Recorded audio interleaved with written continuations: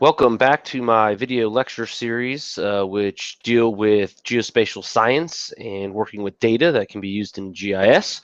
What I want to do today is to talk a little bit about data, right? Data is super important for anyone working in the geospatial sciences. And before we get too involved in data or start using data, we need to go over some very basic computer skills or terminology that you need to become familiar with or comfortable with so that when we go through activities or labs, you don't have any issues downloading your data, preparing it for use, and then loading it into the software applications that we use in our courses. So the first thing I want to talk about today is basically a network drive and also how to map a network drive. And I want you to think of network drive as basically a hard drive that exists somewhere else.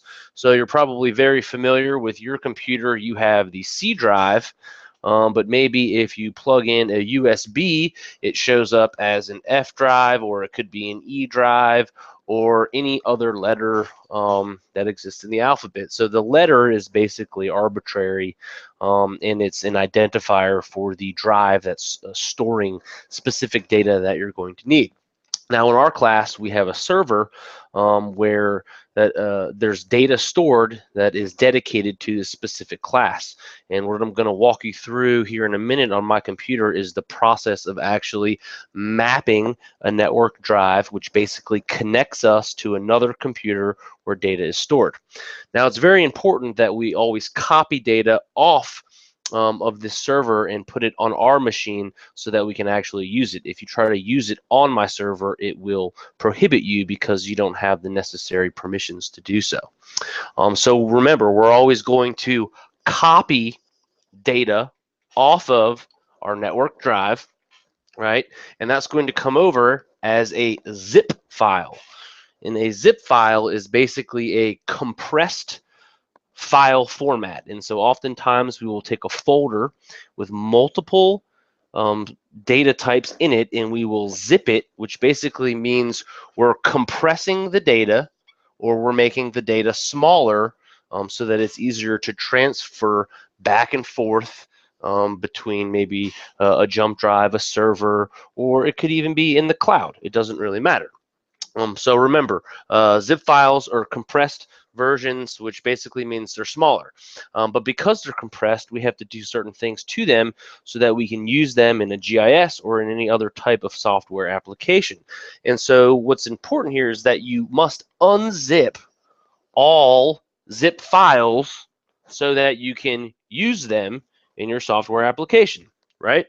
And so to unzip the data, we obviously need some sort of software to do that as well. And so back in the day, there used to be something called WinZip, which was Windows version of software that zipped or compressed data. Now there's a default application built into Windows that will do this for you. Or you can download a third-party software, which is called 7-Zip, which will unzip more than one file type, because a zip file is not the only one. As a matter of fact, there's something called a tar file, which is another version of a compressed file, and there's also GZs and a whole bunch of other types. So basically 7-Zip will do any type of file compression, whereas WinZip only deals with the .zip file extension type. So now that we've covered some basics, let's quickly look at how this happens in the real world. So what I'm going to do is give you my screen.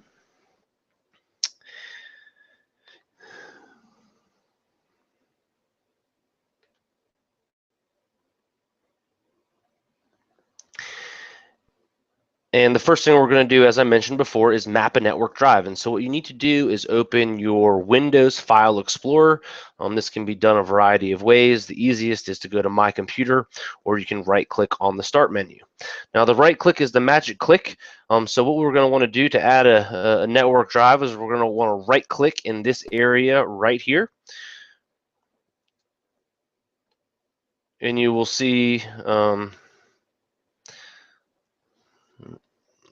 see here, my computer's being a little crazy. Right click on this PC and you will see there's an option to map network drive. So I'll click on that, and then this map network drive dialog box opens up.